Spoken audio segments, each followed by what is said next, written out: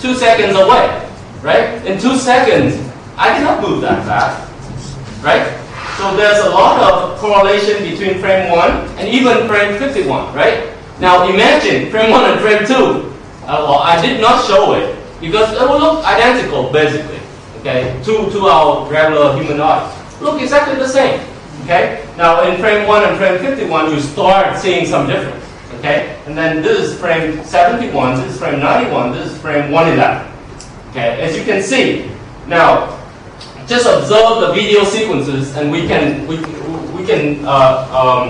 learn a lot of interesting things. Okay. First of all, it still have the structures as a regular image, right? Still have nice edges. You can still predict people. You can identify eyes, nose, strong structures. Okay. That in the spatial domain. But in time domain, there's a lot of correlation between frames, right? So it shares the same background, right? The building in the back of the person rarely change. Agree? Okay. Right? The background rarely change. What changes? The moving hand. Right? So all you need is to encode the motion information. Okay? You don't need to send the background 2 times, 3 times, 4 times, 5 times, 6 times, right? You send the background once, right? And then after that you update the foreground or the persons that stand in front. Okay? And that will do it. So that's the main behavior of a video sequence. And that's why in video coding, whoever does motion well wins. Okay? Because the correlation is just way too much between frames. So we need algorithms, mathematical algorithms and techniques to analyze motion, to take away motion. Okay? So a regular image video compression framework will look like this. Okay? So this is the original signal coming in. On the top line, you have what we call the encoder, okay, or the coding engine. And on the second line, you have the decoding engine. Okay? So this is at the broadcasting level. This is at your DVDs or regular cable box decoding level. Okay? It will go through the compressed video bit stream. Will go through something we call a communication channel. This can be wide, can be wireless, can be lossless, can be lossy, right? It depends on the situation. So we will spend some time investigate the behavior of the channel and what we need to do to take care of the channel maybe in the 4th day. Okay? For now, we will concentrate on the top part and the bottom part. Okay? So what does T, Q, and E mean? By E stands for entropy coding. Okay? So this is the lossless coding engine. Usually, this is the lossless coding part. So if you have the perfect channel, no loss, okay? You take a look at the signal here and here, it looks exactly the same. Okay? So this is the part where you will need to investigate information theory, variable length coding, and these are very popular coding techniques that people use in practice that we will study in this course. Huffman coding, arithmetic coding, and run length coding. Okay? Now, the second part is Q, stands for quantization. Okay? And it's red because it has that alert signal because we actually throw away information for quantization. And this is very important. You are throwing away information. You have to make sure that you throw away trivial information, okay? Information that you don't care about, right? You don't want to throw away your main part of the signal energy. So we have to really pay attention to this, okay? Because this box controls the bit rate. It controls, what is the amount of compressions versus the reconstruction quality, okay? And then T stands for what? Prediction, transform, decorrelation engine. So in Andron's course, weighted, okay, is part of the T box.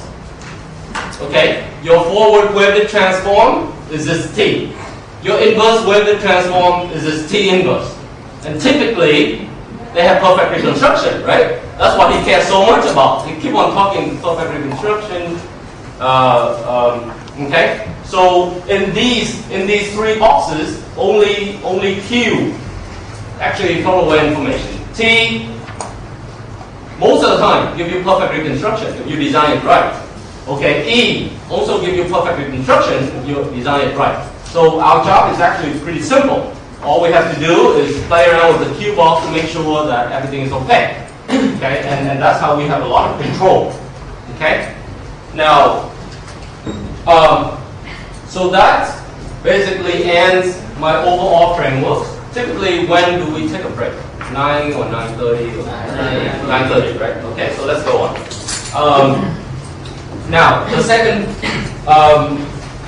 next I want to talk about deterministic versus random. Okay?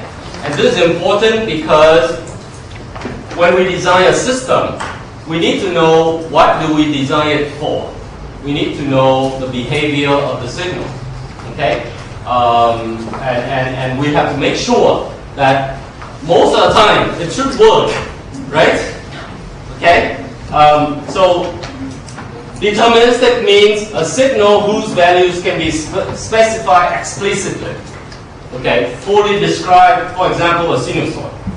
Okay, cosine or sine. Okay, you know exactly. If I give you a time index, you'll be able to give me the value of the signal. Agree? And this is what we play around with pretty much all the time in exercise, right? Because it's easy to analyze something. Okay, but in practice, we don't have deterministic signal. We never do. Okay, we actually have some kind of a random signal. Okay, digital signal in practice must be treated as some type of random variables or some type of a random process. They have certain behavior, certain characteristics. Okay, but you can never specify. You can never specify what is the pixel values in whatever movie ahead of time, okay? Unless you observe it, okay? So when we design a system, we design it for the future. We design it so that it works well in most cases, most of the time. So that's why we have to care so much about the randomness and the random behavior of the signals. So in order to study this, we need a little bit of probability theory. Okay, so the study of random outcomes, the random events, things that you studied with in the last lecture of Edmund, right? Stochastic processes, random variables, expectation, things like that. Okay. Now we don't need a lot of that, but we need a little. Okay. And we will try to use mathematics to capture the behavior, the real behavior, or the random random outcomes and events. Okay. So this is just review, so I'm going to go through it very, very quickly. Okay, I hope that all of you guys have been exposed to this and know this pretty well. Okay, so a random variables is actually a mapping, right? From you assign a real number x to an outcome of a random experience. So throwing a coin, for example, takes on two values. It's either head or tail.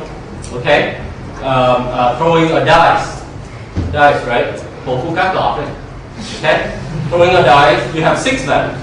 1, 2, 3, 4, 5, 6. Okay? So that's what it is. Okay? So x 1, 2, 3, 4, 5, 6 or 0, 1 is the value. Okay? And the act of throwing the die, throwing a coin is the random variable. Okay? Now an example, so I have the example here already. Another example might be the temperature outside our lecture hall right now at any time t. That's a random variable, right? You have a rough idea of what it is, but you can never know for sure unless you take a thermometer, you go out, you measure.